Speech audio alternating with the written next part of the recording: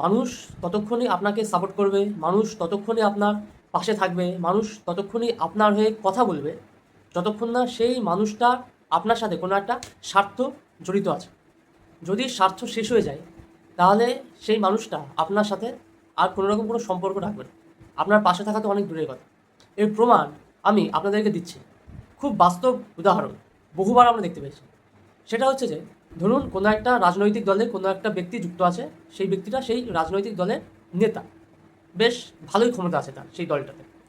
তো সেই মানুষটার বিরুদ্ধে কিছু অভিযোগ আসে, দুর্নীতির অভিযোগ হতে পারে বা যে কোনো অভিযোগ হতে পারে।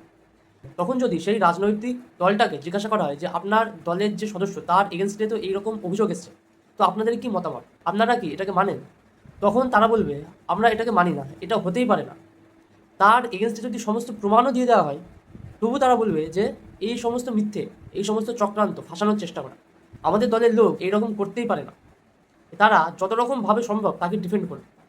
কিন্তু সেই লোকটাই যদি কিছু বছর পরে কোনো অন্য একটা রাজনৈতিক দলে যোগ দেয়, তখন সেই আগের রাজনৈতিক দল মানে সেই ব্যক্তিটা আগে যে রাজনৈতিক দলটাতে ছিল, তারা বলবে যে এই লোকটা সবচেয়ে বাজে লোক, এই লোকটা সবচেয়ে খারাপ লোক, এই লোকটা দুর্নীতিতে ভরা, এই লোকটার চরিত্র ভালো না, মানসিকতা ভালো না, এই লোকটা হচ্ছে একটা ঠক, এই লোকটার এগেনস্টে সমস্ত প্রমাণ আমাদের কাছে আছে, ঠিক আছে, এই লোকটাকে শাস্তি দেওয়া হোক। কিন্তু যখন সেই লোকটা সেই রাজনৈতিক দলটাতে ছিল এবং তার বিরুদ্ধে একই অভিযোগ এসেছিল, তখন তারা কোনো ব্যবস্থা নেয়নি।